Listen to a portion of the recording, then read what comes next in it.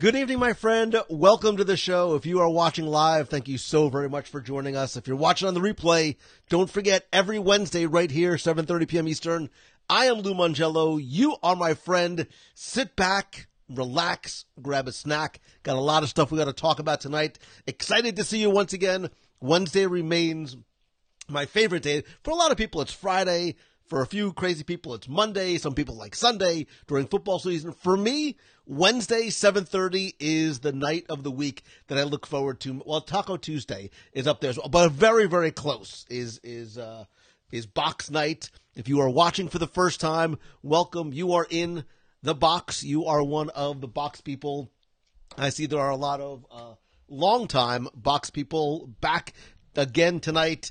So good to see you guys. Anthony Flacco, it has been way too long, my friend. Casey Potts, it is nice to see you. Where Casey Potts, I literally shaved because I get so much. I shaved about 10 minutes ago. So you'll probably, within 5 minutes, you can probably hear a little bit of scruff already. So it comes by tomorrow, it'll be full beard.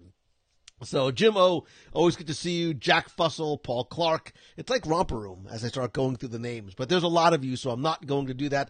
I'd like to see more of you. Don't forget, invite a friend, tag him, her, wherever you're seeing the comments. That's where I want you to tag a friend and invite them. Tweet Cleavance, it's you still have one of the best first names in the whole wide world. So, Kevin Harrington, truly one of the most gifted photographers I've ever met. It is good to see you again, my friend. Lots of familiar names. Linda Lammers. Alex is coming down in March. Hope to meet some of you. Lou's going to be away. Where am I going to be? Oh, I'm going to be at social media. I'm going to be at social media marketing. Are you? You going to be at social media marketing world? I should post a link to that. If you go to LouMongello.com/SMMW 19. It's the second best conference of the year. What's the first one? This is a shameless plug time. I would have to knock this out. Wait a second. Get rid of that. It is shameless plug time for Momentum, September 28th and 29th. Speaking of Momentum, by the way, again, that is the weekend workshop limited to just 50 people, 2 days of fun yet intense ways to help you turn what you love into what you do. I'm going to announce our first keynote speaker, who I think I have pretty much locked in at this point. And then, but we have, I think almost half the tickets are already sold out for that. And I'm also going to announce the dates and open up tickets for my Momentum Weekend Retreat. That is a Friday, Saturday, Sunday at a ginormous, beautiful, by the way, vacation home here in Orlando where it's limited to just 10 people. We get together not just to meet and network, but really sort of deep dive on you, your idea, your business, your blog, your vlog, your Instagram, whatever it may be. We sold out last year. I have already opened it up to past attendees. I think we now only have 6 spots available. If you are a member of the WDW Radio Nation, by the way, I'm going to open that up to you guys tomorrow. You guys get first crack, and then next week I will open the retreat up to everybody else. I will tell you, though, I'll tell you what it's going to be. It's going to be in late May, early June. So you just might want to start saving the dates, locking those dates in. I know there's some people in the box who were there before. If you go to LouMongello.com, you can actually see a video from last year. I see, wait, let me see. Who did I see in here? So Kevin Harrington was there last year. Melanie was there last year. Lisa Donato Glassner was there last year. We may be having some return guests this year. I'm so excited. I can't wait. And because it's a Lou Mongello event, there's going to be lots and lots of food and fun and a pool and like hot tub. And that's not the focus of it, but we have a lot of fun too. And listen, don't ask me, ask the people that were there if you are thinking about it. It is a really, really good time. I just noticed that I have no branding up there. Look at that. And speaking of, oh my goodness, look who's back. She's back from whatever, for some frozen tundra graveyard she's been in. It's Becky Mankin, ladies and gentlemen, from MEI and Mouse Fan Travel. So nice to see you are alive and somewhat kicking. Stephen Cook, good to see you as Mel Martin Shergold from the United Kingdom. I might be coming to the United Kingdom, by the way. I got a speaking inquiry last night. For me, it was like the middle of the night, but I got a speaking last night for somewhere in the United Kingdom. I believe it's the United Kingdom. I guess it is. It's up there somewhere. So who knows? I may be coming out this summer. After all, just very quick. Melanie Jones says the retreat is phenomenal, and Kevin Harrington says if you can go.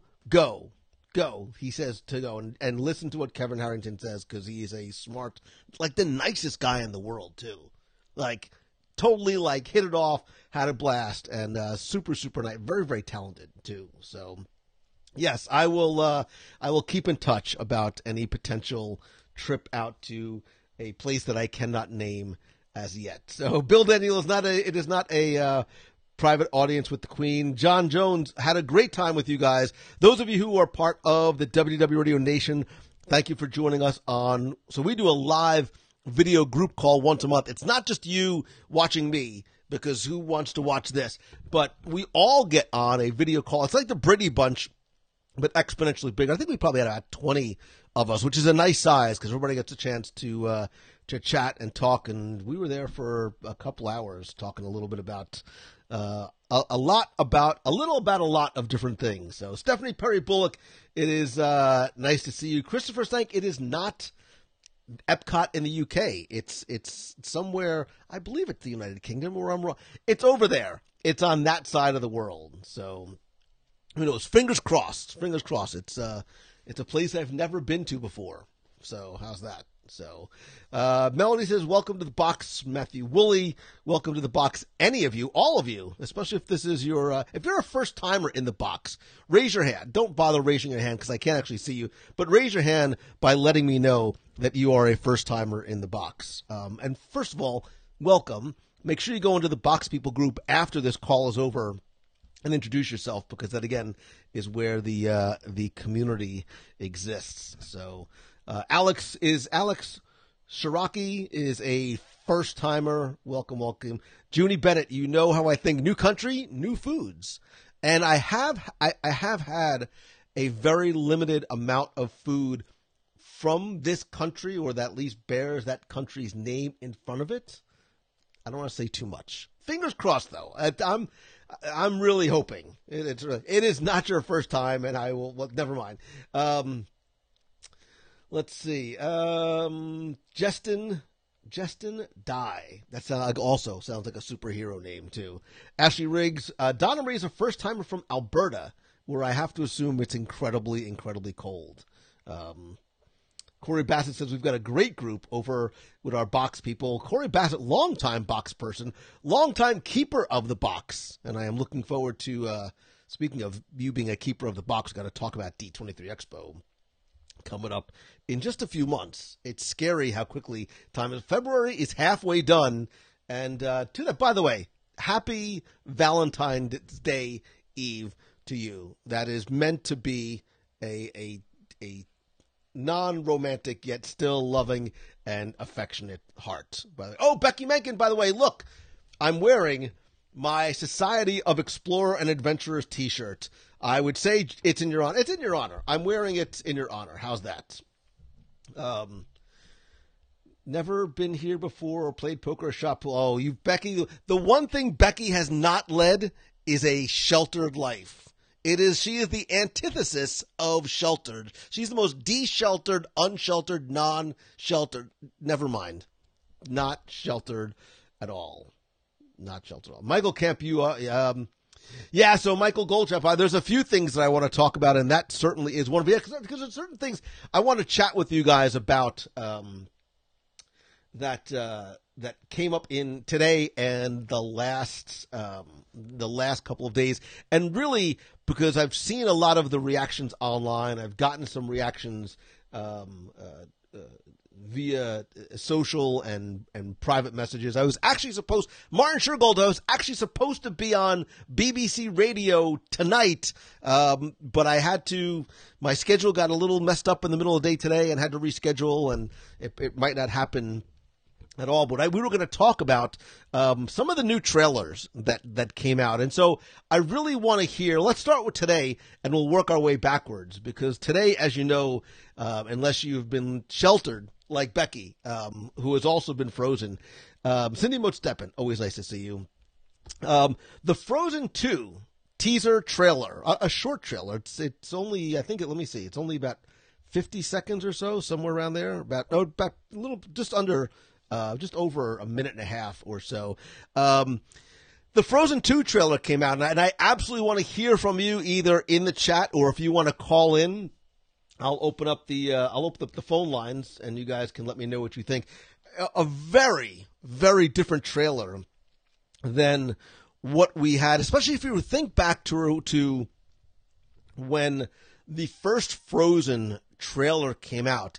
It was light and fluffy and airy and happy and snowman and what. This is a much darker, not just visually, but a darker in tone trailer. First of all, from a cinematic viewpoint, I thought it was beautiful. When I first started to see the trailer, I thought those were real waves. Like, Disney has exponentially upped the game in terms of how they portray water and motion, and it's so organic and natural looking. But that being said, much, much darker in tone. It actually reminded me a lot, and maybe deliberately so, of a Marvel trailer in sort of the way the pacing and the tone, the music, the transitions, the way we are introduced to some characters, the way we see other characters as well. Anna's wearing pants. So that was the big thing. In addition to the genie being blue, we'll get to that. Anna wearing pants was like the meme of the day today. She's pants and ponytail. This is a new Anna for a new generation. She's like 90s. All she needed was shoulder pads, and it would have been perfect. That being said, I think we all want to know. First of all, she's like, speaking of Marvel, she's like Frozone, like with the whole, like walking on the water, not like Jesus walking on water, but like walking on the water, and she was like a ski jumper with all the Frozen stuff. Sorry, Elsa. I'm sorry. You know what I meant to say. I meant to say on. I meant to say Elsa. I said on. I got excited. Who or what is she trying to get to? I don't think she's obviously not running from something. She's either stranded somewhere, she's trying to get somewhere, because it doesn't seem like anybody or anything is chasing her. But I almost got the impression that she's trying to get. Is she trying to get back to Arendelle or the Norway Pavilion? Is she trying to get back to Maelstrom? Is that really what she's trying to do? The other thing I didn't understand was what are those floating diamonds, the sort of those diamond-shaped crystals that were floating outside the castle. Then you got Hans and like his legions of reindeer. Again, it reminded me so much of a Marvel trailer. I sort of felt like it was a scene from Wakanda, like he and all the other reindeers were like approaching the shield, or it was very. I was playing sort of Marvel music in the back of my head. Melanie Jones says she's looking for Moana. She wants a Lefse. Oh, who doesn't want a Lefse? Who does? This guy. But I also want to know who those new characters are. I've seen some discussion online that they are children of some of the main characters. I'm not sure that I see that or agree with that. We obviously Fall is playing a big part in this in this season of the Frozen series. The leaves and that final shot, not just of them looking out over that autumn field, but that final shot, again, thinking like a Marvel trailer, where now Anna grabs the sword and sort of lunges at camera, which was very different than I think sort of shots that we've seen in Frozen trails. Stephen Conti says it's at Frozen Endgame. Karen Sussman Glocki, listen, I agree. Whether you like the trailer, got excited for the trailer or not, I think it was beautiful in terms of the the art and the artistry. I went back again and I watched with my eyes closed. I know that doesn't make any sense because I wanted to listen to the music and just sort of how the music was setting the stage and telling the story of it. Judging from the Maple Leaves, I think she's going to Canada. The Pavilion, I think she was testing her powers, says Amy Nouveau. John Jones says it leaves a lot to be told for sure. Who is Anna trying to slash at the end? I agree. Actually, if you guys want to call in with some of your thoughts about this, I'll take a couple of calls very quickly. Michelle Sternberg, it has been a long time, and I miss you and all of the Sternbergs, although your daughter is getting way too old and way too big, way too fast. Don Anderson, there was a bit of Game of Thrones vibe to it. J. Rashad Brown, I have to admit something. I literally have never seen 1 second of Game of Thrones. And I have HBO, so that goes to show you just how much I actually watch TV. Jesse Fouts, good to see you. To be honest, as a grown man, David Potts says, I'm only into Frozen for the music. I just read it for the articles. That's sort of what that sounds like to me, David Potts, but that's okay. I love the music as well. Kyle and Fossil. You're the one with the really long name. Says Olaf? ? Not a lot of Olaf. We see him at the end overlooking that autumn scene, and then when Elsa is using her Frozone powers to keep whatever that pink heart-looking stuff is away from them. So I think there was a lot of interesting things to speculate on and take away from that trailer. But again, for me, it very much had a Marvel comic superhero movie trailer feel to it for me. So Jason Rucker, good to see you. Thoughts on a possible climate change angle?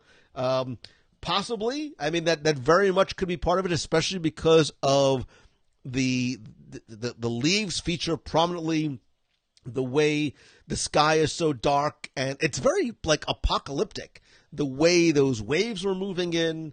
Obviously, something's amiss in the state of Arendelle, and I don't just think that the gods are upset that they've closed down their Maelstrom attraction. So I know everybody says I have to watch Game of Thrones. I just, on the list of things that I need to watch, it's there, but it's far down from, it's unfortunately far down just because the time I have is so very I don't really watch TV until late at night. We had a conversation on the Nation call the other night about cord cutting, and I've been contemplating cutting the cord for a while for no other reason than I just don't need it. And I think between Netflix and this, we can have this conversation too, between Netflix, Amazon Prime, obviously Disney Plus streaming service, and then maybe adding on Hulu, that might just be all I need. Because there's nothing that I'm so intentional. I mean, I love Walking Dead, but those are all things you can get from other services. The only thing that I would miss is the football package, because I love obviously being able to watch my Giants and the football, and I love NFL Network. Like, some people wake up in the morning and they watch Good Morning America, they watch the Today Show. I watch Good Morning Football on NFL Network. It is not just because, I have any sort of weird crush on Kay Adams, because that would be weird, and I would never say that out loud, but if you've watched. But I just don't know if I need it. So, Matt Shane from MSK Digital Media. First of all, two things, Matt Shane. I've got to call you out because I need to. Not only did you cut the cord, and YouTube TV $4 per month works perfectly, but ladies and gentlemen, not only does MSK Digital Media design and take care of the WDW Radio newsletter, which hopefully you have signed up for. You get something free if you do, by the way. But can I say this, Matt? They just had a baby. I'm going to say it anyway. Matt didn't have a baby. His wife had a baby. Matt, beautiful. I mean, you're both beautiful, but Matt and his beautiful wife, Kelly, just had a beautiful, beautiful baby. So congratulations to you. Good luck getting any sleep. But she's gorgeous. She gets her good looks from your wife. By the way, this was something I was not giving away after the Marvel Day at State Cruise, by the way. This was like, I'm a Tervis guy, so I love my my Marvel Day at Sea Tervis tumbler. So, Andrew Klein, I'm not a Dan Patrick guy. Kay Adams, and I like Kyle Brandt and the other guys as well. So, so that was my thoughts on Frozen. I was reading some of yours as well. I certainly welcome, and I'm going to open up the conversation about cutting the cord. And it was on the radio last week. If you started watching from the beginning, an episode a day, you'd be caught up for the new one.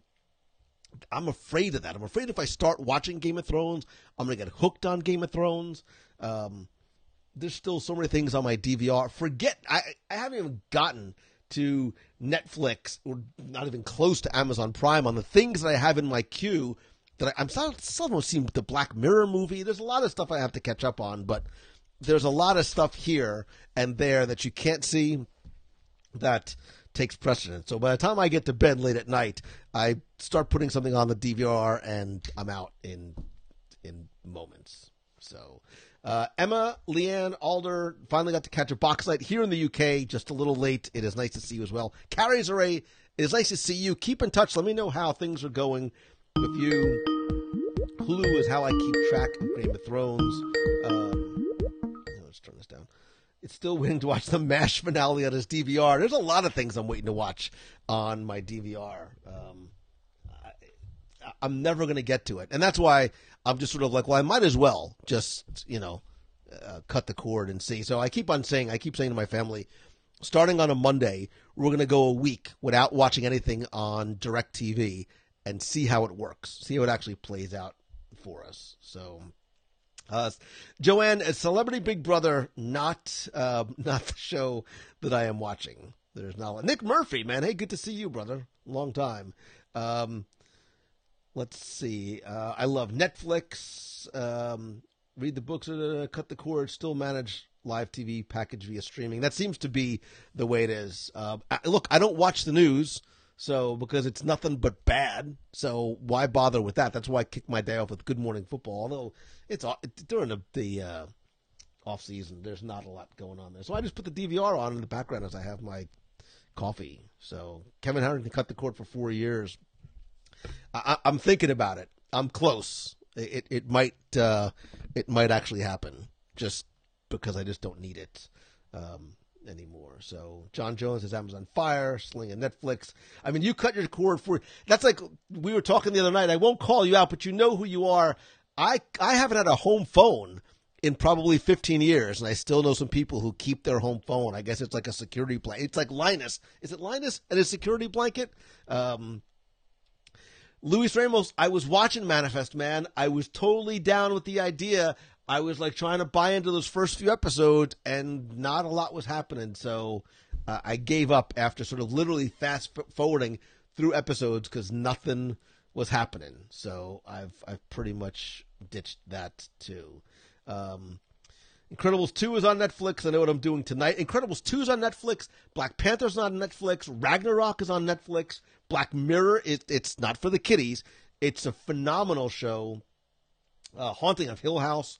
I mean, there's a lot of really, really good stuff on Netflix. So Julianne says, we've been on Hulu, Netflix Prime since 11. We've been okay, but we're not sports watchers. And for a lot of people, you can still get those on-demand sports things through some of the other streaming services. So if you have a home phone, you probably still use AOL. I think she does. I think you're right. I think she's still an AOL user. Earthlink.net is probably what her, Prodigy.com is what her email address ends in. Russian Dolls on Netflix is pretty good. Yeah, I mean, there's just not enough time in the day to watch everything. By the way, speaking of watching everything, I have to just sort of, I want to read the room a little bit. We've talked about the Frozen trailer. It seemed people were intrigued. They were maybe not as excited. I've got 2 words. Nick Murphy, how can I contact you directly? Lou at WDWRadio.com. Easiest way. Amanda Slade, nice to see you. I've got 3 words for you. I have 4 words for you. 1, 2, 3. Aladdin 2. 4 words. Aladdin 2. Just give me thoughts. I mean, not Aladdin 2. Sorry. Frozen 2. Aladdin 1. I'm so undercaffeinated, it's not even funny. Give me your thoughts on the Aladdin trailer, because it's really funny. Because when we first saw the picture on Entertainment Weekly or TMZ, whatever it was, and we saw Will Smith as the genie, looking like Will Smith just dressed as a genie, people lost their collective minds. Why is he not blue?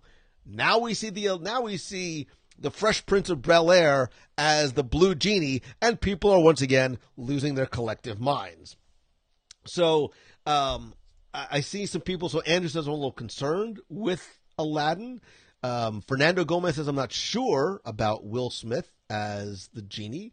Haven't had a chance to watch. I can't. I would pull it up, but you guys wouldn't be able to hear the audio.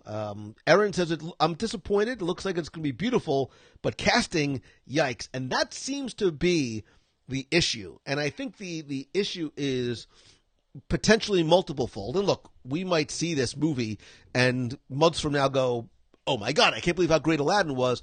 But on its face, the things that I've heard is that there's concern about the casting, especially in terms of Jafar. I think he is the one that we have this image of a tall, slender, evil-looking, imposing figure that we did, and forgive me, I don't know the actor's name, that we don't get from that actor.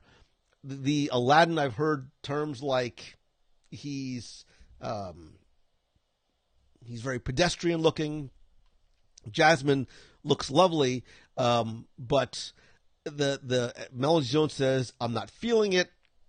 So I'm getting a lot of that same sort of impression that people aren't necessarily seeing this and getting overly excited.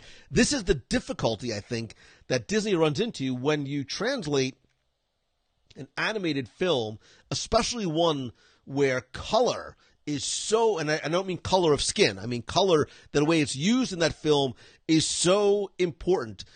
I almost wish we could do a Mystery Science Theater, because if you look at the colorization of certain scenes, especially in the tones of the reds and the blues and what they are meant to represent when who is on screen, it means so much. We didn't get that in that very, very short teaser trailer. Now, the person that I feel so bad for is Will Smith. And I say that because, don't start throwing stuff at me yet, because I don't care if you're Will Smith, if you're Jack Nicholas, Nicholas Sparks, whoever, to try and take over the such an iconic role of the genie that was and always will be Robin Williams is an impossible task. So while he, probably like Emily Blunt, is going to have to try and make that character her own and not try and be Julie Andrews, you cannot be Robin Williams, I think there's going to be a potential, and we've already seen it, and I'm reading in the comments, a bit of a disconnect. So people are saying Jafar might seem a little weak, but nobody's ever going to replace Robin Williams as the genie, and you're 100% right. He can't.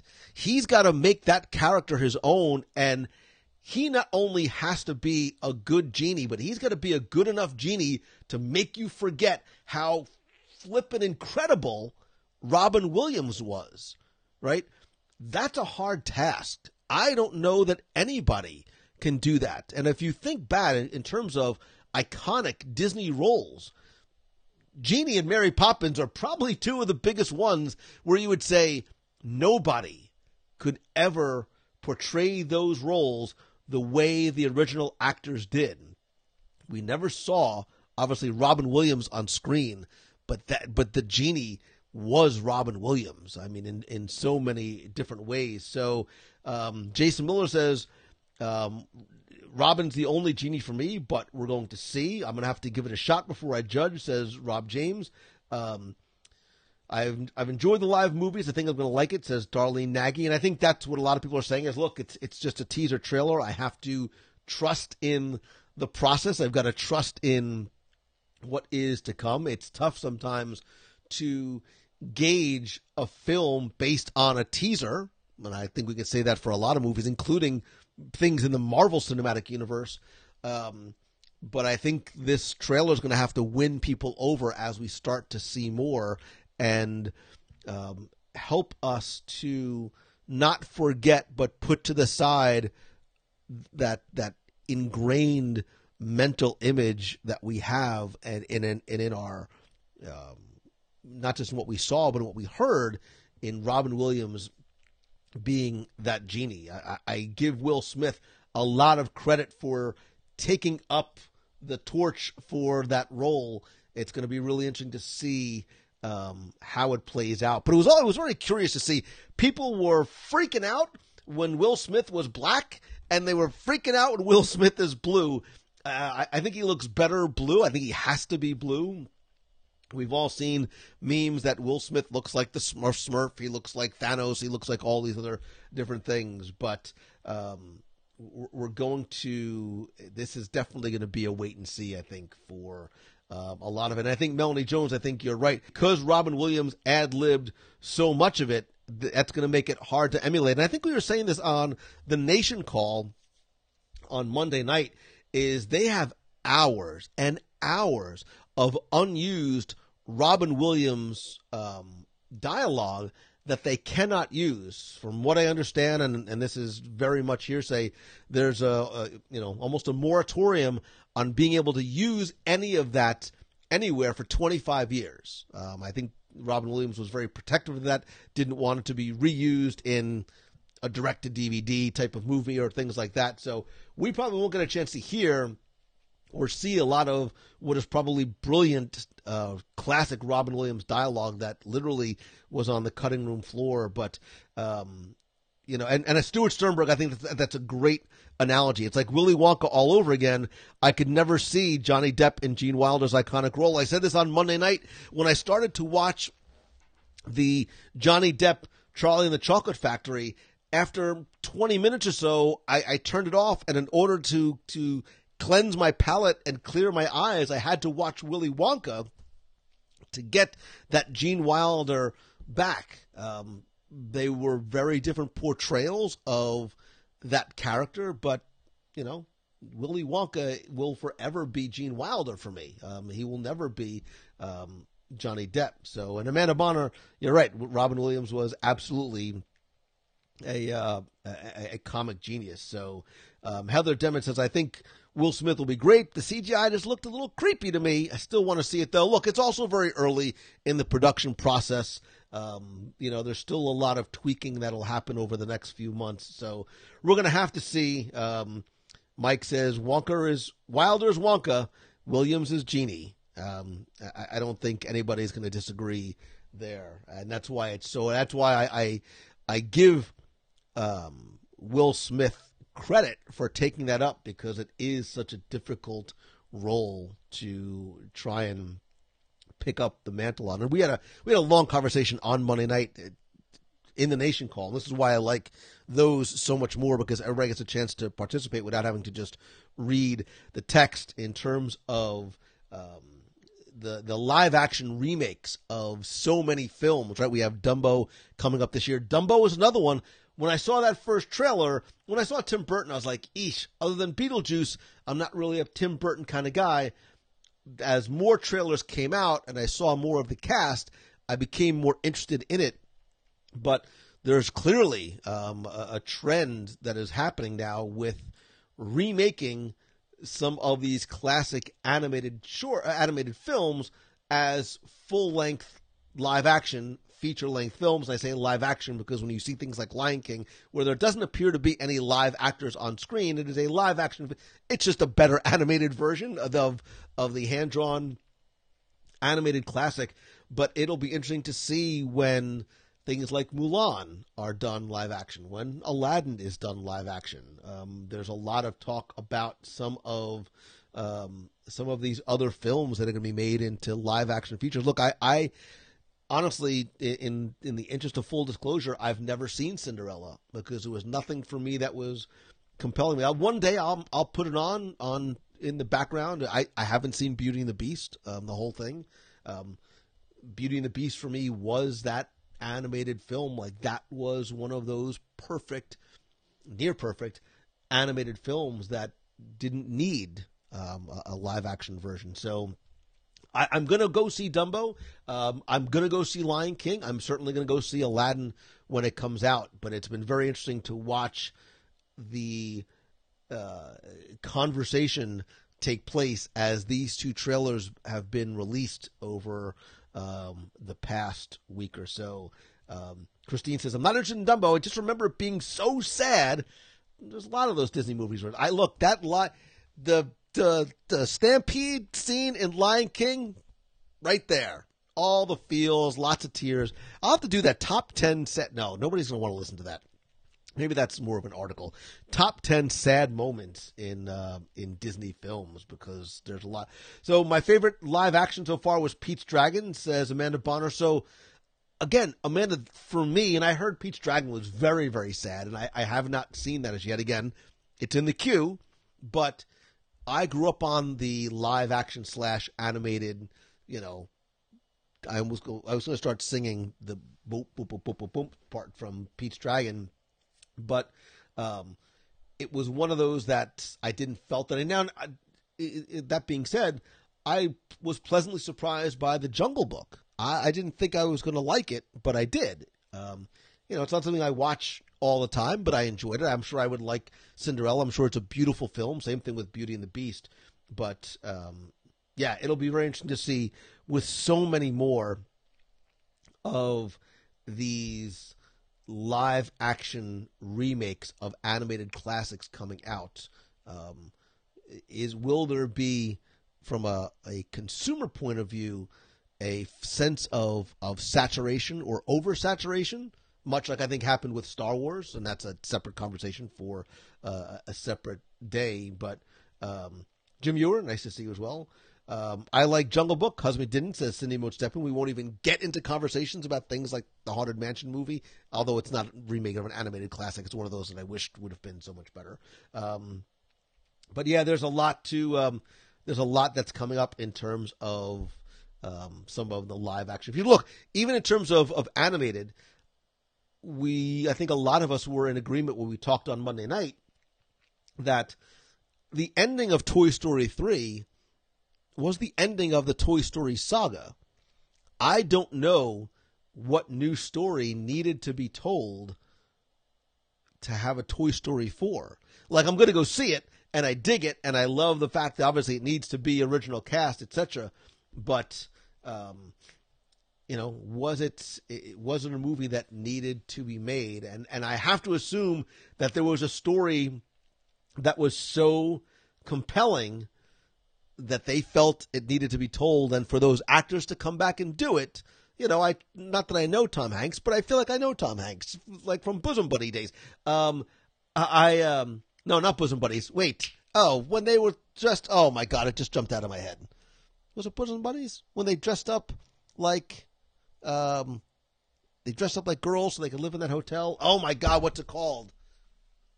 Well, you know what I'm talking about. But anyway, Melanie Jones, have a good night. Safe travels. Let me know when you get here, by the way. So, yeah, Christine, I think 3 ended things so well, so it'll be interesting. It was Bosom Buddies. The old man hasn't lost it yet. Thank you, Jeremy Goff. Kelly Lawrence says Frozen 2 looks scary, and I think that's what it's meant to do. This is not going to necessarily be the light, airy, warm, huggy kind of movie that the first one was. Thank you all. I got concerned. Because then I was like, oh, was Bosom Buddies the one with Balky and the other one? But that was something else. God, I love Bosom Buddies. And it's not just because I had a slight crush on Donna Dixon, who, by the way, ended up marrying Dan Aykroyd because they met on the set of Dr. Detroit, which, by the way, if you've never seen Dr. Detroit, it's so bad, it's good. I was going to start singing the Dr. Detroit song, but I won't. Dr. Detroit, you'll thank me later. Stunning woman. Dan Aykroyd, not a handsome fella, but there you go. Love is blind, and so is Donna Dixon. So Perfect Strangers, Bosom Buddies, they're all those they're all pretty much the same. So yeah, I was never a big Perfect Strangers kind of guy. So, let me catch up here. Terry Simpson Doherty, nice to see you as well. Brain doesn't work when you are right either. Let me take a moment and show you who the mean one in the room is. Who is the mean one in this relationship? Not this guy. Nice guy. Said nothing bad about Becky Menken. Always nice to, so mean to me all the time. It's why I go into my room and cry every single night. By the way, Andrew Klein, I too loved Spies Like Us. Although it was Chevy Chase in Spies Like Us who ended up with Donna Dixon, and Dan Aykroyd ended up with the other Russian scientist, which must have been like so awkward. But anyway, it doesn't matter. Molly Enquist is now singing the Pete's Dragon. I'm going to sing the Pete's Dragon song after. And somebody said before, Jim Dale was a lot of stars in that movie, but Jim Dale was phenomenal. So, anywho, Jessica's having internet issues tonight. Okay, so yes, and if you've never seen the original Pete's Dragon, I have to find a way. Maybe we'll do this on a Nation call one night. Well, we'll have to do sort of a mystery science theater type watching and discussion of a film. Like, we'll all turn our cameras on. We'll all get our VHS, Betamax, Netflixes, whatever's ready, and we'll count down, and we'll hit play at the same time. We'll grab some snacks, and we will mystery science theater it together. You guys don't want to just hear me and I want to hear your thoughts. It's like we're all getting together, like in my house, on my big couch with lots of blankets and snacks. I would invite you over, but there's not enough room. But it would be just like that, but just sort of virtually. So, the thing that I had no idea what I'm talking about. I do know what you're talking about to a certain degree, believe it or not. So, costume contest at D23 Expo, I have not forgotten. Spaceballs, the video game. Spaceballs, the lunchbox. I should have worn my Spaceballs t-shirt tonight. But look, I wore this for Becky, and she's mean to me. That's the last time I'm wearing this. See, just for you. Tacey Atkinson, this is actually a Society of Explorers and Adventurers t-shirt. It's a little snug, by the way. It's a little snug because it's not because the shirt's getting smaller. I think it's because I'm getting bigger. I would auction it off or give it away, but I don't think anybody wants a shirt that I've already worn. So, who doesn't love drunk Mickey Rooney? Who doesn't love any Mickey Rooney, really? Have a brazzle dazzle day. You want that shirt. Becky, you could have this shirt. I mean, I'm just saying it's snug on me. So, there you go. Rent a big house and show the movie. We're going to do that for the retreat. We do have movie nights on the retreat. We do a lot, yeah. So I'll have to ask the people coming to the retreat what movies they want me to bring, because there's a home theater room at the retreat. So it's so much fun. There's big comfy chairs and couches, but I promise there's a lot of serious work that gets done. Don't ask me, just ask them. We can do a movie night once a month. Come on, let's do this for real. Let's see. Jenny Bingler. Wait, I know you. You're a friend of Deanna's. Spaceballs, one of the best movies ever. I agree. Wow, Jenny Bingler. That's so odd and random. So if you're a member of the WDW Radio Nation, I promise you, we will do a WDW Radio Nation virtual movie night. It's going to have to be like for a certain level and above, because otherwise there's going to be a lot of people there. So I think it limits. I think the software I use is limited to 75 people. 100. I don't know. We'll figure it out. We'll try it. We'll try it and give it a shot. Corey Bassett. It's not going to be Green Lantern. It was actually on. You probably said because it was on today. I had it on in the background. So. I love Ryan Reynolds so much, but gosh, what a bad movie. So, but, wait, I still have more things to talk that I wanted to talk to you guys about.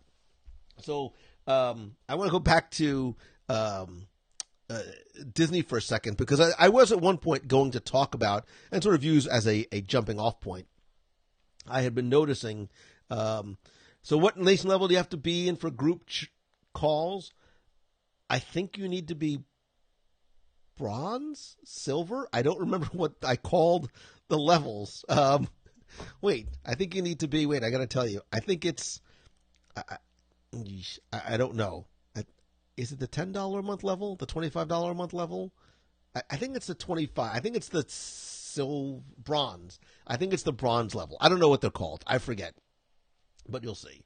We can start with Cinderella, then have a weeks-long Game of Thrones marathon. I'm not sure if we're going to start with Cinderella, nor will there be a Game of Thrones marathon, because I understand they use a little bit of potty mouth there, and I don't think it's necessarily in sort of the Disney-ish umbrella world Marvel stuff, but I get what you're throwing down there.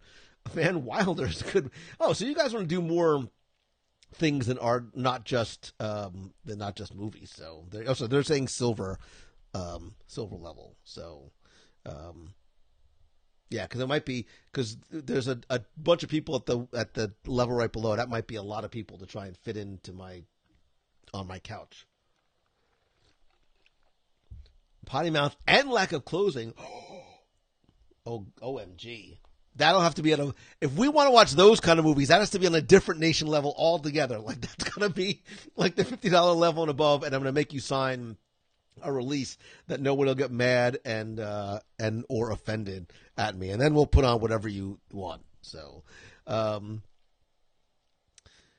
stuff. Let's see. Okay, it must be silver. So speaking of movies and characters, I had noticed today that I'd go to silver to watch Tron. Michael Goldschmidt, I will totally watch Tron, and I'll bring up my little Tron. Like I still have my Tron toys.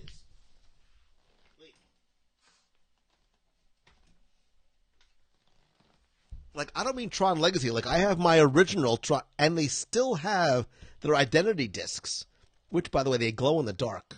So these are like 1982 Tron toys. These were mine that I've had since I was a kid. So I have Tron, I've got Sark, I'll bring in all my toys, my collectibles. So although this is all going to change, I have new ideas for all this. The Purge Part 3 is coming soon, and some of this is going to go. So get ready. So, but yes, we can do. Somebody email me and remind. We'll do a test run. We'll do a WDW Radio Nation movie night where we all virtually watch and comment at the same time. So you're going to have to bring your laptop or your phone or whatever down by your TV, and we'll sort of count down, and we'll watch it together. And toys are optional. If you want to bring your toys, your collectibles, that's optional. So this is my little. He's in good shape too. No box. But he's in good shape. Still articulates, and I like taking care of my toys. Anyway, I need to bring back the Tron toys. I do have Tron Funko Pops up there. I do have Tron. He's up there. Well, you can't see him, but trust me, he's up there. Sammy Grant. Speaking of people, and not that I was speaking of people that I love, but speaking of people that I love, Sammy Grant, very, very high on the list. I miss you so very much, just so you know. You bring your toys, you'll bring your disc signed by Cindy Morgan. Corey Bassett, I literally remember walking around and you running back to the booth to go get it so you can come back and have her sign it for you. She still, every now and then, she and I still will, like, on Instagram, she'll send me, like, a message or things like that. So, Jimmy Horn, I know. I have some toys. I have some action figures. But I need to pare some of what I have down. So some things need to go. So they'll go from me to you in some way, shape, or form via the eBay. But I do love. So Martin, I do have the glow in the dark Tron. Yes, he is the glow-in-the-dark guy. He's the fourth one over on the second shelf up. I am so bad at this. So, James, you have 137 Star Wars Pops. I'm trying. I really was trying to stick to mostly Spider-Man, although, and I won't say who you are, a few of you have sent me some amazing Funko Pops, including the Vincent Pop, and I don't know who sent me the Bow Pop, and I don't know who sent me there's a couple that I don't know. You guys send me gifts, and I love and appreciate them, but I don't know who they're from sometimes, especially if you just send them from Amazon. So I'm thanking you, but I can't thank you because I don't know who they're from. So, Corey Bassett, I'm going to make that right for you. That plane is already in flight. I am going to make that right for you, just so you know. That conversation is already taking place. So, John, I know Mary has the fulls. If I had a place, I need to get a different house that has a different layout so I can bring some arcade cabinets in here, or get one of those MAME generators and build and use like one of those cabinets, because I would love to have that a cabinet or at least Tron in my house. So, but yeah. So all right. So next month, after Social Media Marketing World, sometime in the next few weeks, I don't know when, we'll do movie night for the nation. Do I have anything signed by Richard Sherman? Paul, I do. I've got a few things. I have you can't see it. I have an original right back there. That is an original Mary Poppins album, signed by Richard Sherman. I've got a CD. I've got some photographs. I actually still have, and I give these away every so often, I have some signed photos of Richard Sherman that every so often I'll give away as a contest prize. I had him sign some stuff for me in the past, and I had him sign a few extras, so I have those to give away. Somebody just asked about the meet of the month. So February, just so you know, is going to be Saturday the 23rd. That's Princess Marathon weekend. It's right here, right there. Look, I'm getting better. It's right there. That is it is a seating area just across from Rainforest Cafe entrance, right by the water where Little Mismatch used to be. You can see paddlefish, and way, way off in the distance is Boathouse. We'll do it in the afternoon, so you have some time if you're going to be running the Princess 10K that day. Please shower first, then come to the meet, but then still get done early enough so that you can eat and get to bed early before the half marathon the next day. I swear there is a method to my madness. How far in advance do I plan the meet of the month? As far as I can. I don't know Marches. I think I can tell you possibly when it's going to be. So if I look very quickly at March, it's not going to be the weekend of the 8th. I'm going to be gone the weekend of the 24th. That's tough. I'll tell you this. It has to either be the weekend of the 16th or the 30th, and I just don't know which it's going to be as yet, but I'll figure it out and let you know. I'm speaking at an event here in Orlando the weekend of the 7th. I'm going to be in Social Media Marketing World in San Diego the weekend of the 23rd. I come back actually late the 23rd, I think, or 24th. And yeah, there you go. It's the end of the month already. So come visit us. We have many full-size cabinets and pinballs in our base. You have Burger Time? I love Burger Time. So many. Oh my God. It's like Litwax Arcade in your house. That's a Wreck-It Ralph. Becky, Wreck-It Ralph is an animated feature film, really towards kids, but you should go see it sometime in the theater. Are you cheering at the bakery for the 10K? You bet your bippy I'll be there. I'll be the guy stuffing a muffin in his mouth. I mean, cheering loudly for everyone with a muffin in my mouth. So, which ones I have to get? Something I need to order. What's my oldest piece of Disney memorabilia? I love the old stuff, says Kelly Lawrence. I know I've seen, I'll never forget the day that I came to visit you guys at your room with the Contemporary, and you showed me all that old stuff. So the oldest stuff that I have, I do have some pre-opening stuff from World from late 60s in terms of documents. I have a couple of really old books. I've got some, I have some original scripts. I think I have an original script from Haunted Mansion, Hall of Press. There's lots of stuff that I have that I don't know that I have. I have a map on the wall. My e-ticket, I think, is maybe from, it might be from 72. I don't know the actual oldest item. The oldest piece of Disney memorabilia. I'd have to really think about what's oldest. Because not everything I own is in the room. Also, but yeah, that's not even true because my album is from Mary Poppins, so that's mid-60s. I know I've got Disneyland stuff from the late 50s, too. So, do I still have my donut running belt? I do, Corey Bassett. I saw it in the garage not too long ago. I'm not sure if it fits me anymore, but I still have the donut running belt.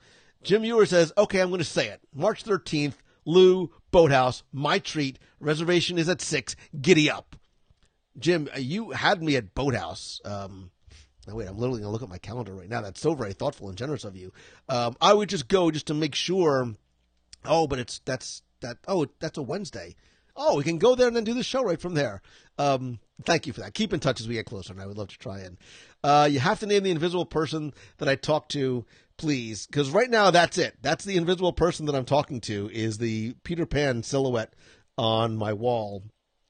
So we can call him Peter because it is technically Peter Pan. So Becky, I think I have a Disneyland book. Like, I think in that closet, I think I have a Disneyland ticket book. I'll have to look at that. I mean, I'm not going to give it to you, but like certain domain names, I'm never going to give it to you. I'm kidding. I'll have to look and see. I have to look and see if I have that. But that's good to know that's what you're looking for. James Nolan, have a good night.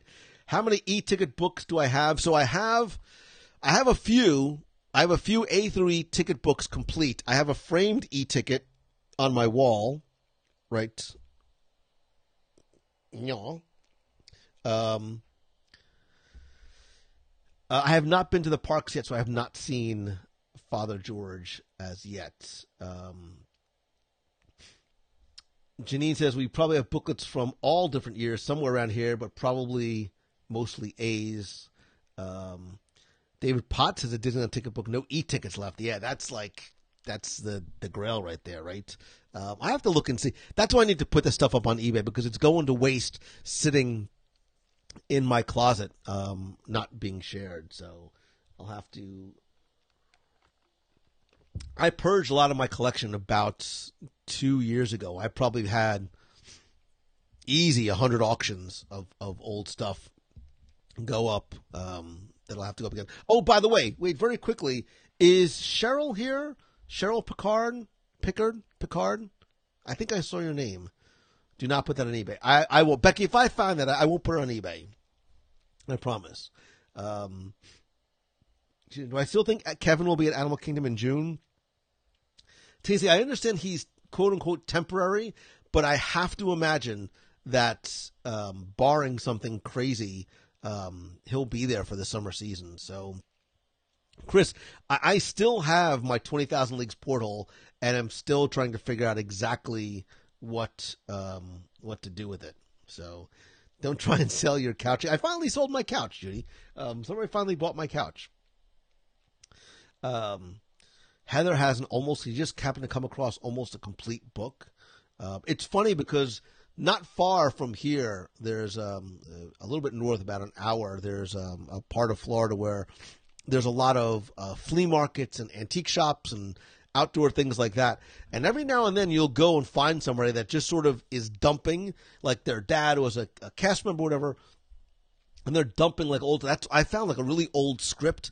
Like I found an attraction script there years ago. There were some old ticket books and stuff that I found there, some stickers and stuff.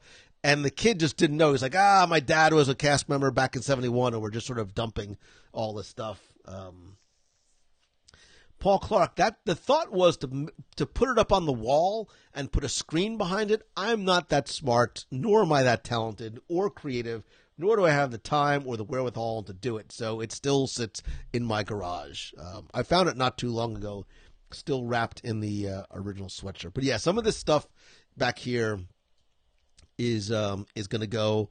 A bunch of the stuff in there, and there's a closet right across the way is going to go.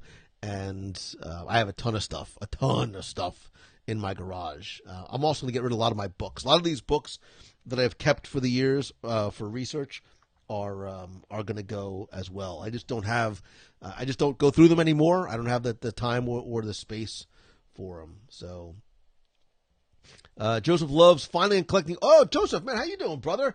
From talking about the magic, loves finding and collecting old Disney vinyls. So I have in here, I've got Mary Poppins, I've got Hall of Presidents, and up there in the Haunted Mansion box is I have an original Haunted Mansion one. That's why I'm going to change these shelves so it's easier to see some of the stuff that I've got.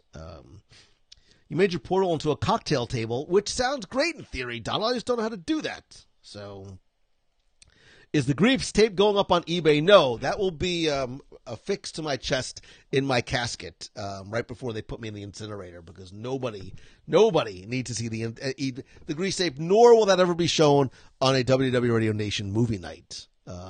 Trust me. So.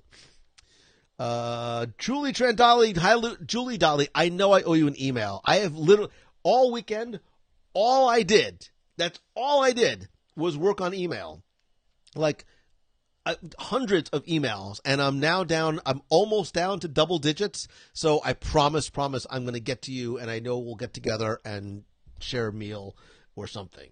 So, I'd love a signed copy from you of any of those books, Lou. Like, any of my books or one of these. You don't want me to sign somebody else's book, but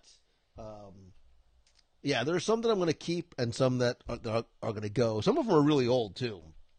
So I have I have a couple of copies of Walt Disney's Epcot from '82. A couple of my books are signed too. I have a signed Bob Gurr book. I have a signed Michael Eisner book. But yeah, some of these things are better off going to another home where somebody else can maybe. Oh, Becky Mencken, don't you be mean. I've answered all your emails, just so you know. And if I haven't, then your stupid Google account never sent them to me. I have my original Mary Poppins record from the 60s framed, all beat up. It doesn't matter if it's beat up. It's having that record. So that's what this is, right? Where is it? There. So wait. I'll get it just for fun.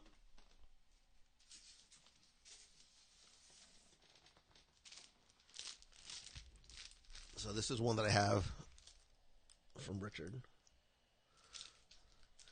Dear Lou, please stop bothering me. I'll call the police again. Richard M. Sherman. That's not what I expected him to write. But no. So yeah, so I when I saw Richard one time, he was kind enough to sign that for me. So like that will never go on eBay. Plus nobody wants something signed to Lou. So it's a little faded, but there's no creases in it at all. The corners are nice and tight. So that's one of the things that's, obviously a prized possession. So, but yeah, lots of books, and I have a ton of books in my garage too. Some of which I never even read. So they are going to go on eBay. I am grooming my eBay assistant to help me out. You have a sealed Song of the South vinyl. That's pretty cool. I have a sealed. Where is it?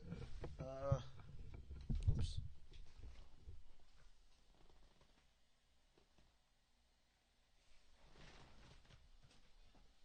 Oh, everything's gonna fall over. Yep.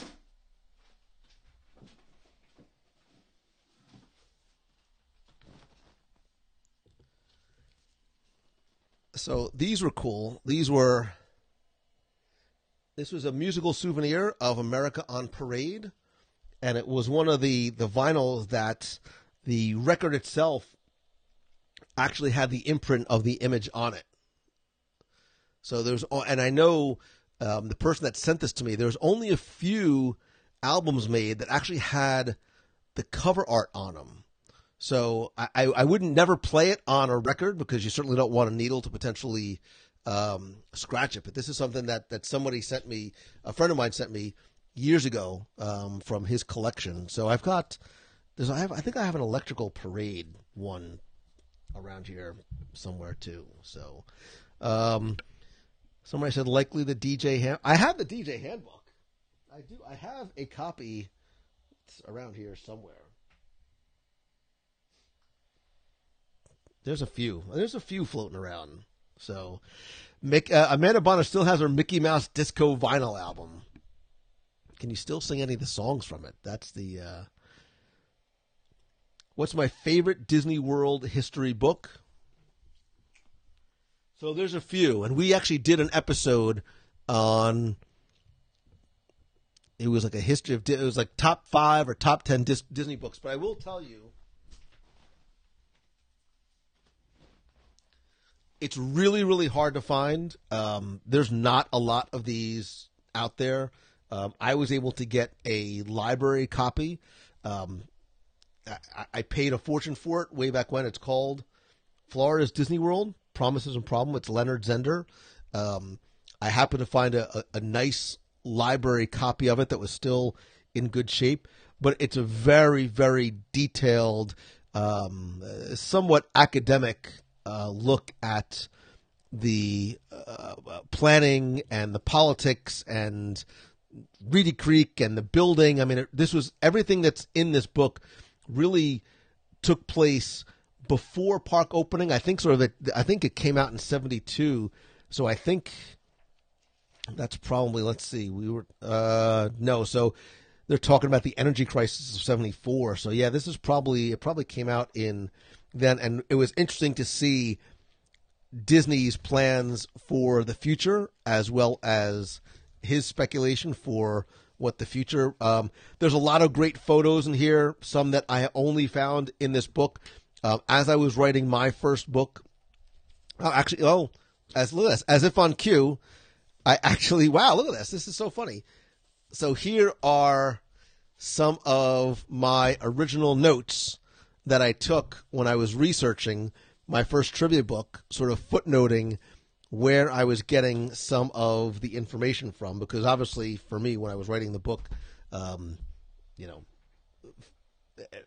the facts being accurate and not something I would find on Usenet news groups, just to go show you how long ago this was, rather than finding Usenet news groups or websites or discussion forums, I wanted the information to be accurate. So this, had citations from newspaper articles and interviews and things like that, and it helped me find some of the source material that I was able to use, especially when I was talking about some of the early stuff. And then there was another project I was working on that I never finished, from a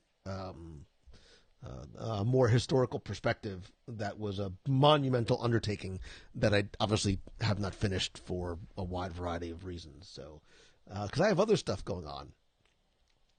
I do not hint about the new project. Whatever you do not know. It doesn't matter.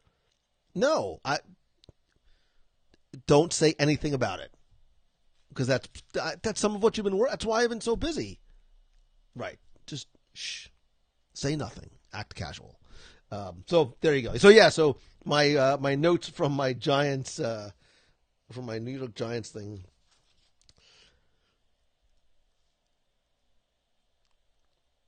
Interesting. Pinocchio Street, list of proposed attractions, the Morgan Yacht Company in St. Petersburg, Osceola Class, Jungle Cruise, Louise, Motor Inn Plaza. Crazy. Let's bring it up. The title again. So, Dave, it's called Florida's Disney World. It's by Leonard Zender. I probably won't sell this one because I had a really tough time finding a copy of it. It's a big book. It's 360 pages. Again, it's not a picture book. It's a long read. But if you're looking for things for for research purposes or fact checking, or some of the really early stuff, the planning stuff, especially from a political government perspective, the building of Disney World, and that those sort of transitory years, 69, 70, 71, some of the interesting stuff that was going around was fascinating. So if you come to my house, come on over and I'll show you. I'll let you look through my Leonard Zender book. I mean, I've seen this book go for hundreds of dollars on eBay. And that was years ago. I don't even know what they're going for now. So if you could get it, any condition, and if you're a total nerd, grab it. It's good stuff. So Andrew Klein, nice to see you as well. I never even got to some of the other news stuff. I was going to talk about like romantic things. Tomorrow's Valentine's Day. I was going to talk about all the romantic stuff you could do in Disney World. Nobody cares about that. They care about the stuff on the walls. I mean, I have a license plate. I have a Disney World license plate from 1971. My e-ticket. I don't have a lot of signed stuff because the signed stuff usually doesn't matter to me. But I do have a couple of signed things here and there. What else would be of super interest to you? I don't know if you guys can see up there. So there's a haunted mansion stanchion, bat stanchion right there. He'll never go on eBay as well. I love my Samurai Mickey. He's a big fig that they haven't made in years. He's one of my favorites ever. A few other things up there here and there. So I'll be happy to come visit you, said Terry Rex. Terry, I think that the restraining order is still in effect. Yeah, is it 100 yards? We might want to double it, make that 200. Yeah, double that to 200, just in case, or move, or we're just gonna have to move. Just start packing, just because she knows where you live. Terry Cincinnati, you are correct. Yesterday marks the anniversary of my first podcast. Way back when, the very beginnings of it, and I was telling that story on Monday during the Nation call about not just the start of WDW Radio, but the end of Mouse Tunes and how the week after. So February 4th was the last Mouse Tunes. February 11th was the first WDW Radio. And speaking of interesting transitions, that was a very, very interesting transition for a number of reasons. So we talked a lot about that. But yeah, so thank you to all of you for being able to celebrate this being the anniversary of all of this. None of this would happen without you. So there you go. Stephanie, thank you very much. What about the laser behind me? The laser? So wait. I think you mean... Do you mean this laser? This is one of my favorite things in my entire collection. So obviously, in case you can't tell, I'm a Spider-Man enthusiast. And one of my favorite toys as a kid was called Ricochet Racers. This is a Ricochet Racer. So as you can see, it looks like a gun, but it's not. What it was there was a cartridge you would put in here, and there was a Captain America one, and there was a Spider-Man one that had like a little web-type cape. And you would load the cartridge in here, and you'd lock it in, and this you'd have to push down, so it would have to sit on the ground like this, and then you'd aim, and you'd shoot, and the Ricochet Racer would fly out the end and jump through this little like web thing. But of course I would run around pretending that this was like a gun. This was like my spider gun. So this is actually not mine from when I was a kid. I did have to find one on eBay, and I had looked for years and years, and I could either never find one in good condition or they were ridiculously expensive. God was shining down on me. I don't know how I lucked out, because I found one in pretty much perfect condition. Every single sticker is still on it. There's like one little mark right here. The opening bid was $8.69, and I won it for $8.06. I just must have gotten lucky that nobody else bid on it. But so this is something that it was not mine, but it very much was mine when I was a kid. So still one of my favorite toys. I don't have the box. I don't need the box, anything like that. But it is definitely something that was very much a part of my childhood. So Dave Rashoni, yeah. So they made a few of these. They made a Spider-Man one. I think they made. I know the Spider-Man 1 came with a Spider-Man and a Captain America cartridge, but I know that there was just a regular non-superhero Ricochet racer. I think there was a blue gun that you could get that was not a Marvel one. So Terry says, everybody should listen to that podcast. It's amazing. I don't know. Hopefully you're talking about one of my podcasts. What do I think of the Into the Spider-Verse? I see Kimberly Bouchard. I love to the nth degree Into the Spider-Verse. March 19th, I think, is when it comes out on Blu-ray. I'm going to order. And there's like different versions. Like Target Special Edition is different than the Amazon Special Edition, which is different than the Best Buy one. I think Amazon comes in a steel case. That's going to be movie night at my house. I'm going to be watching that a lot because I dig. So... Tacey Atkinson, if you still have all the Mouse Tunes episodes, you are one of the lucky or unlucky few because you cannot find them. They're not on the internet anymore. I still have them, but I know somebody was asking me the other night. My former partner sold the domain name and pulled all of them down, so I don't believe you can find them anywhere. I'm not sure. I actually want to go back and listen. Just because I'm morbidly curious as just to how bad I probably sounded, so it would be interesting. But if you've never heard them, I don't think I need to go back. If you haven't, it's Terry's on episode 1, which I still think is 6.5 minutes of pure torture of WDW Radio episode 1.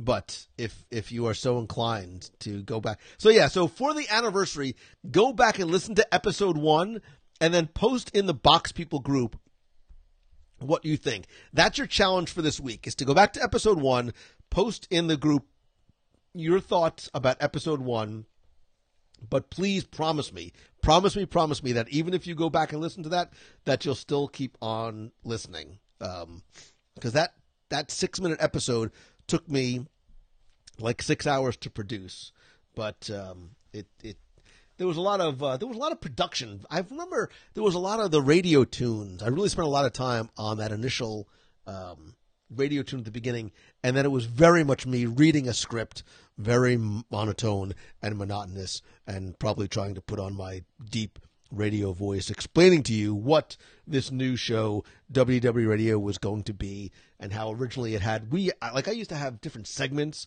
I had news and like the main segment, and sometimes like an interview or a review, and then it's morphed over the years to whatever this is now. So Tacey says, "Stop! It's when we first felt." Oh, Tacey, see, Tacey's gonna make me cry. I've known Tacey for eons, and you are the best. You are the best. So Dave Rashoni says they were really good quality. God, remember the theme song, Dave Rashoni? I almost was going to start singing it. Mouse Tunes. Oh my God, I can't believe I remember. I wonder if I still have it on my hard drive here, but I can't play it for you guys. You do not want to or need to hear. I know I have them on an external hard drive. Yeah, I don't have them on the regular hard drive here, but that was crazy. Yeah, the rumor mill. There was the rumor mill way back when. And then I started to feel bad because as time went on, my rumor mill, I felt disingenuous talking about rumors that I knew were or were not true, but I also did not want to be, because I'm not the guy that sort of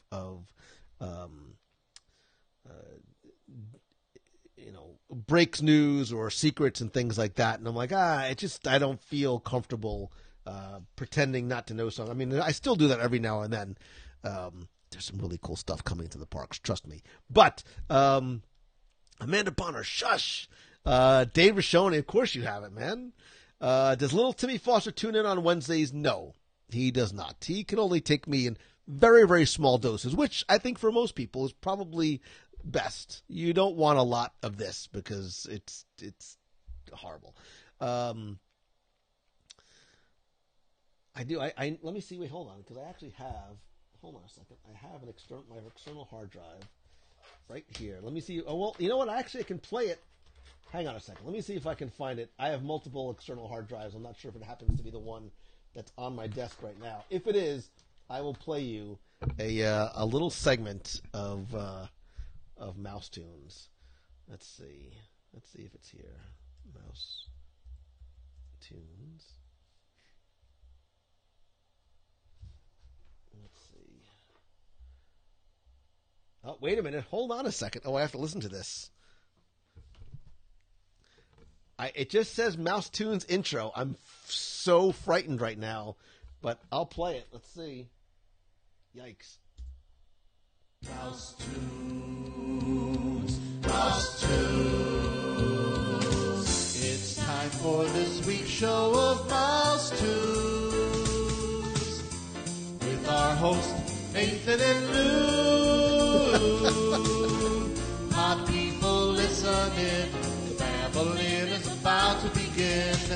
The show we love to listen to. Lou takes us to the Disney rumor mill. Nathan gives us the latest news. There might be a guest or two, or even a ride through Mouse 2. Oh, God. On the show! Dave Rashoni and Kathy Rashoni, ladies and gentlemen, all the way back from 2005. Oh, I think it wasn't. I don't think you did like the first couple episodes. That was probably late 2005, 2006. Oh, how funny that I found that. Oh, and then there's the. Oh wait, now I see Mouse Tunes preview podcast. Yeah, I got to find all the other episodes. Oh God, that's a picture nobody wants to see. Yikes! Wow, that's a sweet flip phone, Lou Mongello. Looking good. Yeah, that's a nice look for you. How did anybody ever go out with you? Yikes.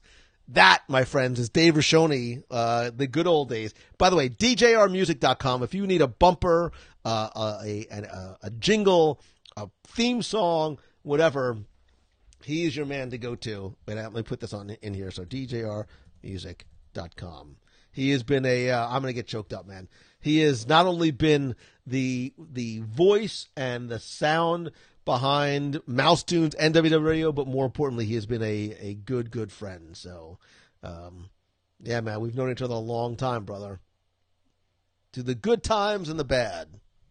If I could sing you a song, Dave Rashoni, I would, because I love you, brother. So, Cheryl says, oh, wait, Cheryl, you're Cheryl. Wait a second. I have so much thanks to give you. Wait a second.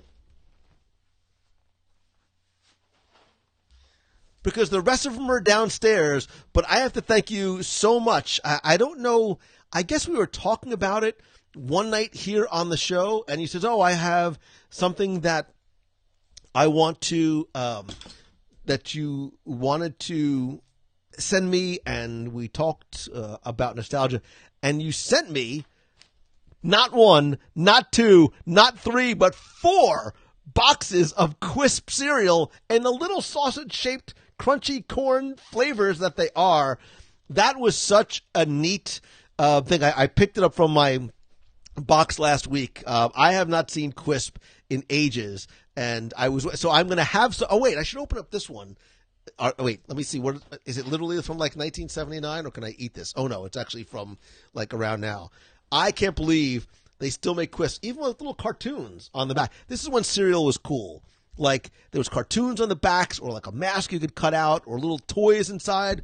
Before lawyers were worried about kids eating them. So Cheryl, thank you so much. I owe you something in return. Send me a message, and I will send you whatever it is that you like. You are Disney fans, Maryland. Yes. So hoping that we could meet at a meet of the month. Even if it's not a meet of the month, you reach out to me and we will get together. So that was incredibly thoughtful, and thank you for my Quisp. So tomorrow morning I will have to post a picture of me and it even tells the story. Oh wait, so it tells a story about where hey Quisp, where have you been? I've been on Planet Q, gathering the necessary supplies of Quisp cereal for consumption on Earth.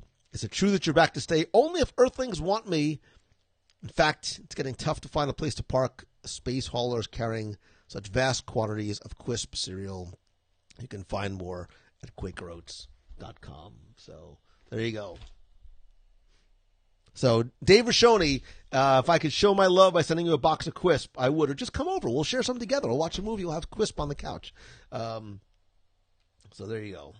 So how many boxes did I eat already? I am not going to acknowledge how many. I actually haven't eaten any yet. I wanted to make sure that I showed Cheryl first that I got them. And then but I had Cheryl, excuse me, I promise you that will be my my Valentine's Day breakfast by myself on the couch tomorrow morning. There you go. Crazy. William Krebsinski lives down in Rockville. A lot of Marylanders or former Marylanders. Honeycombs did have the best toys. Honeycombs had really, really good toys. There was a few. Because sometimes some of the cereals had great tie-ins with like movies or TV shows. That's the kind of stuff that I dug. But,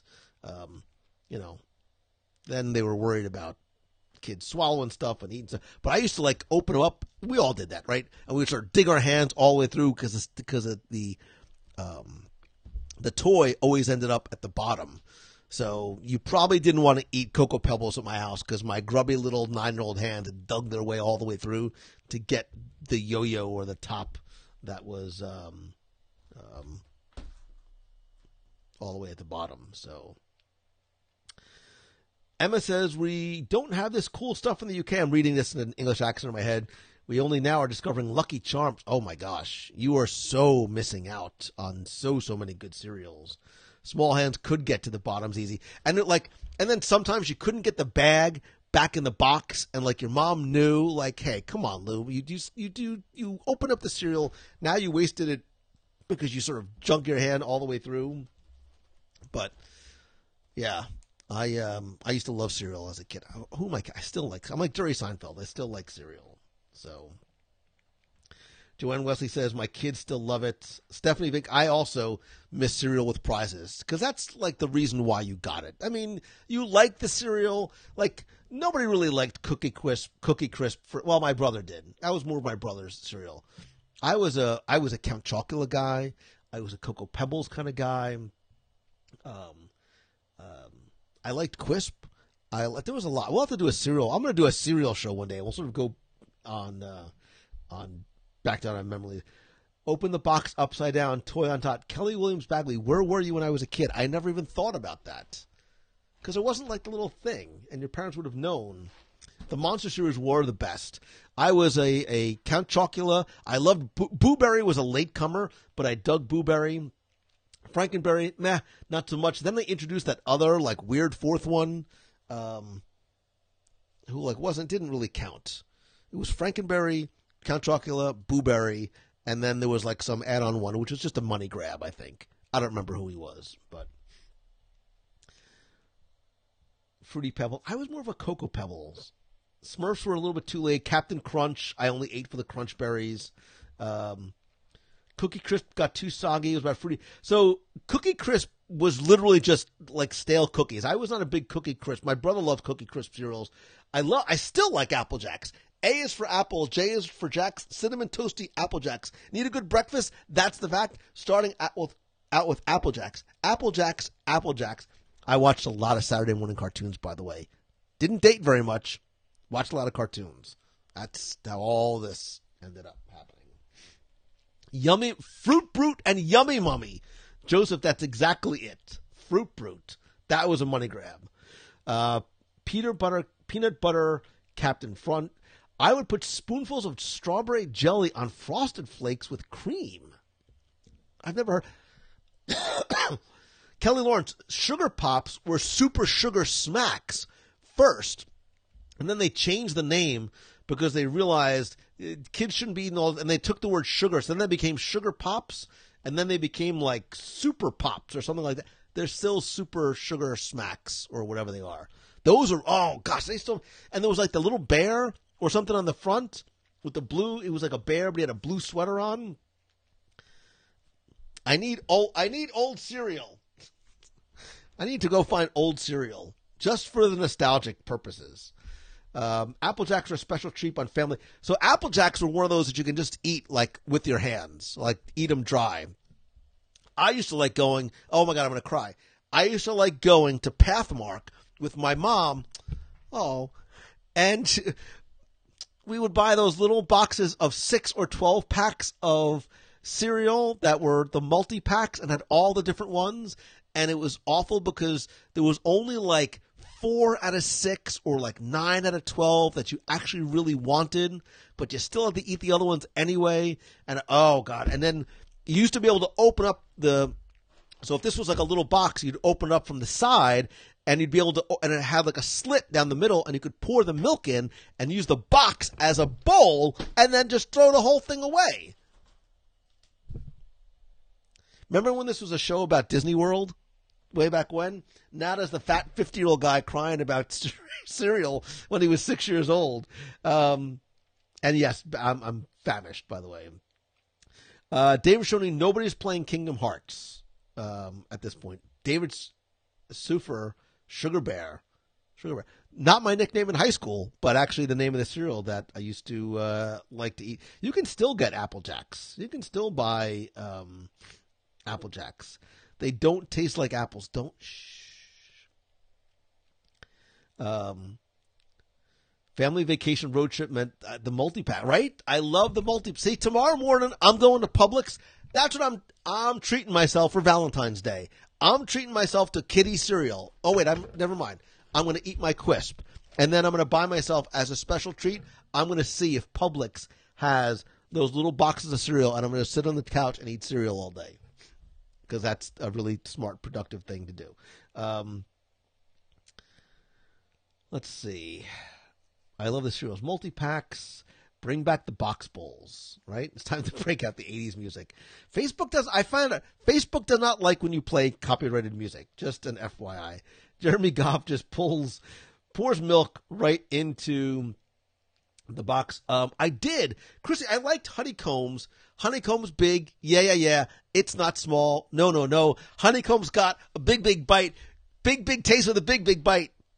That was the Honeycomb song. I mean, I'm singing it in my head, but I'm not going to sing it out loud. I did like Honeycombs because they had like all the little holes through them, and I liked how it sort of floated in the milk. It was really weird. So, Funko. I know Funko makes Funko cereal, but it's awful. Like it looks cool, but it tastes bad. Stick to the plastic stuff, not the. And William Chriskin, you do not. Nobody wants or needs to see my high school graduation picture, my 8th grade graduation picture, my college graduation picture, even my law school graduation picture was not very good. This is not a photographic face. No, you do not want to see pictures of me in any, especially way back when. My mother used to have. I shared a room with my brother. We grew up in an old Victorian house, so there was a big room in the back of the house that we shared. And on the wall, she had my photos from every year of like grammar school up. So if I happened to bring a lady friend over, there was no chance of getting a hug or a smooch once she saw my 3rd grade picture with my brown leather jacket and the turtleneck. Not a handsome kid at all. I will be on any song that Lou raps. Remember when Cracker Jacks used to have a real toy? So Paul Clark, I was disappointed when they started to move over to the sticker. Like I felt like I was getting robbed. I'm like, hey man, I'm obviously here for the sweet caramel corn, not necessarily the nuts, but now you're gypping me of a toy? Like what gives, man? And again, because stupid parents let their kids. I don't blame the kids. I blame the parents for letting the kids eat the little car that was inside. But that's why we were buying Cracker Jacks. I mean, it was not really for we ate the stuff afterwards, but we were in it for the toy. So, eat the cereal in the box with milk on the next live show. If I can find the cereal in the box at Publix, I will eat one next week. How's that? Do I have some laser background school? So, Jeremy, no. Remember, so I was born in 68, so my photos were more 70s, 80s, less 90s. I wasn't going for glamour shots at the mall. That was a little bit more behind me. But, yeah, Janine, stickers, Jip. Total Jip. And I love, by the way, the fact that you know how to spell Jip as GYP. Because usually people spell it like odd ways. It's Jip. Crackerjack tattoos.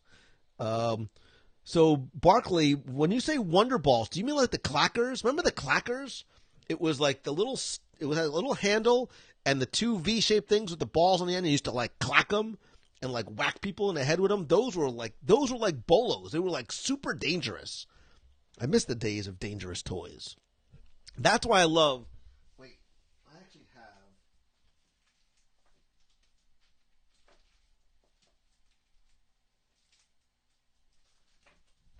I'm not sure if it's this one. I have a really old.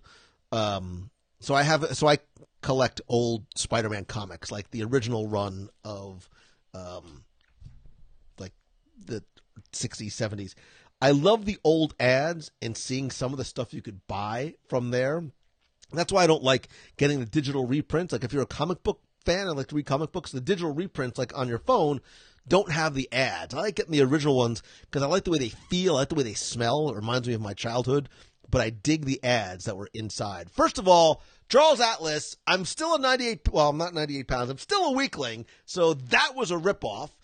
X-ray glasses don't work. Still, I've been trying them for years. Still hasn't worked. But I dug those. I have a picture of me with my clacker balls. Terry, you have so many pictures of you way back when, which I kind of really dig a lot, by the way. Tasty glass balls, Kinder Joy eggs are today's Cracker Jacks. My kid only wants them for so they're only now legal in the States having the little toys in them. They used to be, and maybe they still are, the toy was like a sticker, but it was on the outside because American kids, I guess, were too stupid to like not eat the actual toy that was inside. Peer pressure will cause them to cave. I know it won't work out, but a high school grad picked. Oh, no. It'll never happen. I've seen photos, and there's actually in my house, not that any of you are coming, a few of you have been here, but nobody has actually ever seen, I have to hide this. Wait, I'll take it down now. But somewhere in my home is a picture of me, and I was probably late teens, early 20s. One of them was with a girl. Like, I swear, somebody, and I think I leave it up just to prove to myself that somebody else actually dated me once. I have a picture of me. Let's see. Kinder Joys are also like Wonder Balls. Let's see. I still have bruises from my 77 clackers. I miss good cereal prizes. X-ray glasses worked. Marketers saw me and got my money. Amanda says she works for Publix. By the way, Amanda, do you work for Publix like around here? I love Publix. You've heard me say this if you listen to the Moving to Disney show. Publix alone is reason to move to Florida. That's how much I love it. So, did you pay her back? Martin Shergold, you were supposed to be my friend and defending me. Actually, the picture of the person I'm with is just a friend. You've got what I need, but you say she's just a friend. You say she's just a friend. Oh, baby, you've got what I need. One of these days I'm going to slip, and I'm actually going to start singing. So, Publix in Fort Myers. I dig Fort Myers, and I dig me some Publix, something fierce. Publix is the Disney World of grocery stores. That's how much I love it. So, Becky, I do have photos of you. Oh, so now it's funny because now that Becky knows that I remembered that I have the photos of her, now we're at a truce. She could be mean to me. You're lucky I don't, you know what? I'm going to break my toy, but, I had some good hair way back when. Matthew says, the Moving to Disney show has made my wife and I decide to make the move. All the cool kids are doing it. We just met somebody last week during the live show who heard the show and now just moved here. So, and by the way, if you're watching, I owe you. I saw your message with your like ridiculously insane generous offer. But I promise I will get back to you and see if we can make that happen, because that would be very, very cool. Okay, let's see. Lisa Milam coming in late. Better late than never. Okay. What else? Sorry, we were taking a very long trip down memory lane, and it's 9:15 already. Lou had good hair back then. I still think. Listen. For a 50-year-old man, almost 51, I think I do okay. Like, there's a little bit of gray here and there, but for the most part, knock on wood, most of it's real. So, the hair on your friend in that pic had to take half a case of Aquanet. Listen, be nice. Be nice. What was the other stuff? Stiff stuff. Like, I remember having friends who were girls and girls who were girlfriends having those giant purses and like a can of stiff stuff like that big.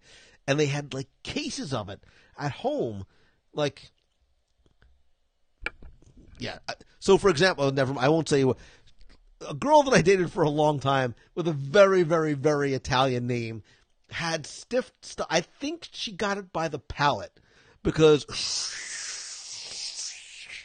like, we could have been in a convertible and it wouldn't move. Like, I could have used it as an airbag, but it probably would have punctured me. It was so sharp, but it was so big and fluffy and so much stiff stuff in there.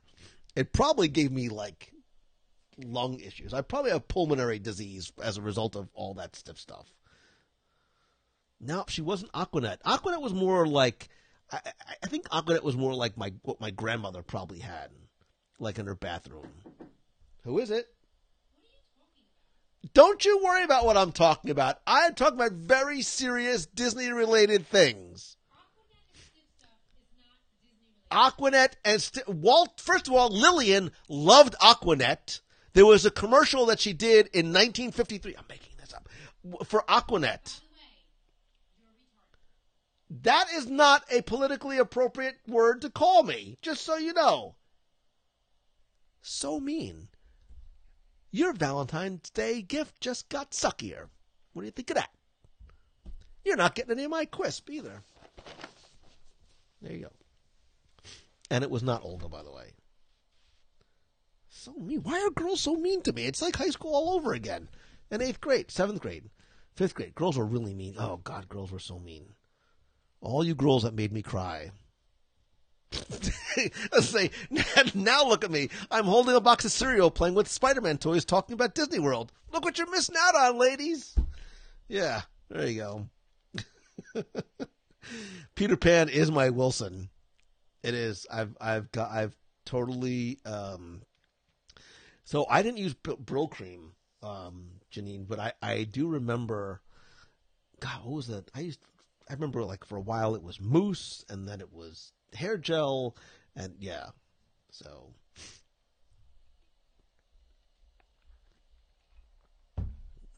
don't try and come knocking on my door now trying to suck up because you remember tomorrow's Valentine's Day. You ain't getting no quisp, just so you know. Chrissy, girls are still mean. They're so mean to me.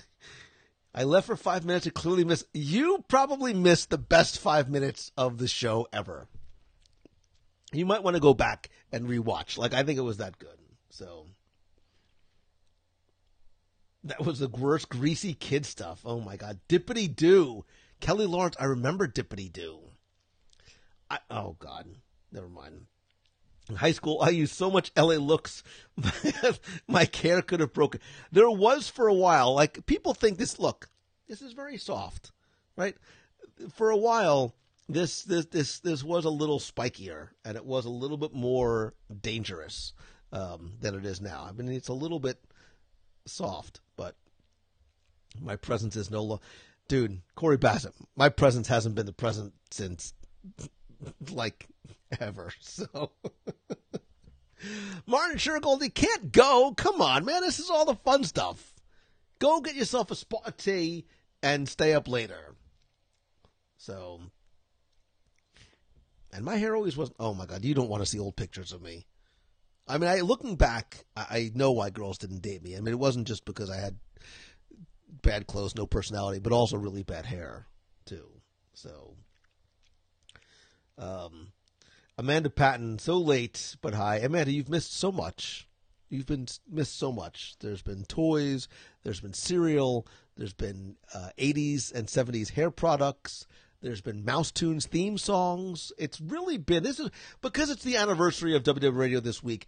It's really been a look back. It's been a touching, sentimental, nostalgic journey down memory lane, and you're still not getting a Valentine's Day gift. So, really that. Stephanie Perry Bulk, you are one of the few girls that's nice to me. Like, I could probably, there's probably count them on 5. I mean, I'm not sure if there's that many, but you're definitely in that list because you bring me coffee on cold, rainy, snowy marathon mornings and donuts. So, Donald Nichols says, if I pat my hair, it sounds like clapping. Kelly says, remember when we used to have a time limit for Boxlight? Oh my God, that's right. Back when I first started, right, and I was using Ustream. When Facebook first started, it would cut off after 60 minutes, right? Was it 60 minutes, 30 minutes? Because we would go from the old days of Ustream, where the shows would sometimes be hours, and then Facebook would cut us off. God, I forgot about that. Thanks to Lou, I see a bowl of cereal. Actually, you know what? I don't care. Throw caution to the wind. I'm having some Quisp tonight. I just thought of, I don't know why I thought of Finding Nemo when he says, we're having fish tonight. I'm having Quisp tonight. I'm having Quisp tonight. And you can't have any of my Quisp. What do you think of that? Nor can you have any of my Spider-Man comic books from 1970. Let's see, this is probably 68. This is probably 68 or so. You can't play with my Spider-Man comic book. You can't play with my Spider-Man Ricochet Racer. You can't touch any of my Funko Pops. Nor can you go through my Florida Disney World, one of my favorite books in there, or any of my souvenir record albums. This is for all of you who missed what was going on. My Richard Sherman signed Mary Poppins album from 1964. You can't have any of that stuff. Take that for being mean to me. Sorry. I do miss how the box people could chat for hours, broadcasts or not. Yeah, that's right. There's one thing we lose with Facebook. David Poss, we were on Periscope. I was a Periscope and Meerkat. I remember I was a day one Meerkat user. I was at Social Media Marketing World. I can see it launched that morning. And I was trying Meerkat for the first time, but I was on Periscope very, very early on, too. Because as long as we're going back down memory lane, it's funny as live streaming became new and commonplace. I've been live streaming weekly since 2007. So this actually marks, so this will be 12 years of weekly, for the most part, weekly live video broadcast. So you guys who've been with me, we're old, we're the old timers in this social space. I was saying to somebody the other day when I go to conferences how I realize I'm sort of, especially like podcast conferences, I'm one of the older guys in the room, not just in terms of my age, although I think I'm a pretty cool 50, but in terms of how long we've been doing this. For those of you who go back to the Mouse Tunes days and the early days of Ustream back in 2007 from my basement in Scotch Plains, New Jersey, we very much were on the very early adoption of what was at the time not even a mainstream platform, podcasting and live video. So thank you for being with me way, way, way back then. So I don't need you. I don't need anything except this remote control and this thermos. I'm picking out a thermos for you. I love Steve Martin, the jerk, by the way. I've been doing homework and didn't realize it was actually spelled Quisp. So you thought I just was saying it wrong? That it was actually not spelled Quisp? Lisa, yes, you've missed a lot, Lisa Milam, if you have not been watching. It's funny to hear the old podcast talking about Periscope. Yeah, the one thing I miss Ustream is the usernames. Although David Potts, it's much easier seeing that your name is David Potts instead of like DP77 or whatever. This is much easier for me to do. William Krasinski still remembers your ICQ number. I still remember. Now, I don't remember my ICQ number, but I remember my CompuServe email address. It was like, I have it written down. It's like 76125.265 at CompuServe, because you couldn't even have your own name. Like, they just assigned you a number, and it had a dot in between what the number was. I remember being older and reminded to save. Yeah, you might have to save the video and then upload it again. And then Ustream was bought. I think they got bought by IBM, and they've moved over to a corporate platform. Paul was Paul in Connecticut. William Krasinski, you still use IRC, dude. You're old school. Kelly, I remember that you were always cousin in Miami. So old timers, we prefer the term upples for pioneers. Pat Rhinesville, is CompuServe still around? Like, is CompuServe still a thing? Look, I go back to the days of not only even before going on Usenet news groups and getting on the Milnet and the ARPANET and the DARPANET stuff, although some stuff I wasn't supposed to be on. But I had a dial-up bulletin board system. I won't tell you the name because it's really stupid, but I had a dial-up bulletin board system at my house. And I will tell you, because I was lucky enough to get the phone number. It was, something 0001. So I was like, this is the coolest phone number ever. And for years, I had that bulletin board system running. We had a lot of users. And then after I shut it down, my phone would still ring. It was like War Games, because I'd pick it up and it'd be like people still trying to call that number. I mean, my phone wasn't ringing that often because, again, girls not calling. But I did get phone calls from computers who were trying to talk to me. I was Paul, I wasn't on Prodigy for a long time. I didn't love Prodigy as much as I liked CompuServe when CompuServe launched. And I really actually liked some of the less organized stuff. I loved going on the Gopher and the Finger and the ARPANET and really sort of doing the uber nerdy. That's why girls didn't call you, Lou. Now do you understand as you say it out loud? Of course I do. But yeah, so I'm picturing Matthew Broderick at War Games. Yeah, maybe one day I'll tell the story about my War Game stuff. Let's just say that early on, as a kid who didn't date, who was nerdy with computers, there was a lot of stuff that you could gain access to that you probably shouldn't have, that had no security because it just wasn't an issue. It was so early on, so something relatively innocent. I was able to dial up the SAT computers for, and I forget what the organization is that runs the testing service, but you were able to dial in, and I was able to look up scores. So my cousin, who was very, very smart at the time, had taken his SAT, and I could see what his SAT scores were. And you could do things like dial into schools and stuff like that. There was a lot of stuff that was very open and unlocked, but I also knew some kids who got in trouble. I'll never forget, the kid's name was Beowulf. That's all I knew him as. And the FBI came to his house and bad things happened. And he's like, go destroy all your stuff. So I destroyed all my stuff. That's another story for another day. I didn't do anything bad, I promise. Nothing illegal. So I ran up some big bills in CompuServe. Yeah, so they used to charge you by the hour. They used, like that. The first hour was like $2.95, and then it was like $5.95, $6.95, or whatever. And after that, John had a Tandy TX 1000. I had a Tandy TRS 80. So that was my first sort of real desktop computer. I had a few of the little ones that you had to, didn't really do very much. Just had sort of a little screen on it. Sort of the smaller micro ones, but the Tandy TRS 80 that really didn't do very much. It had the the 10-inch, the 8-inch floppy disks, not the 5 1/4-inch floppy disks too. So, nerd, right here. This is what you got.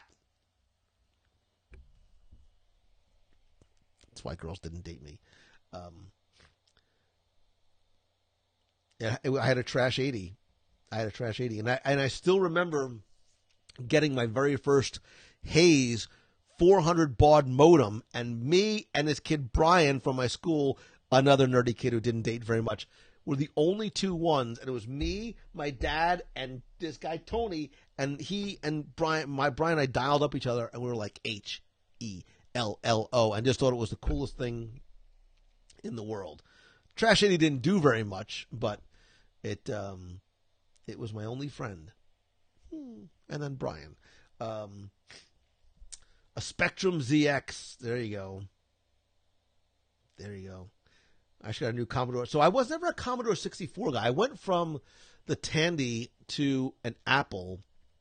I had a 2, a 2E, a 2C. I brought a 2C with me to college. I was one of very few people who actually had a computer in school because, again, I went to college in 80. God, it's so long ago. I graduated in 86. No, sorry, I graduated high school in 86, so I went to college in 86, and I had an Apple IIc computer. So with the awesome dot matrix printer, and you feed the paper through it and back and forth. Yikes. William had a VIC-20. Wow. Martin says, crikey, I can see the sun rising. Martin Shergold, good night, my friend. I appreciate you being here and staying up so late. I gotta let these guys go too.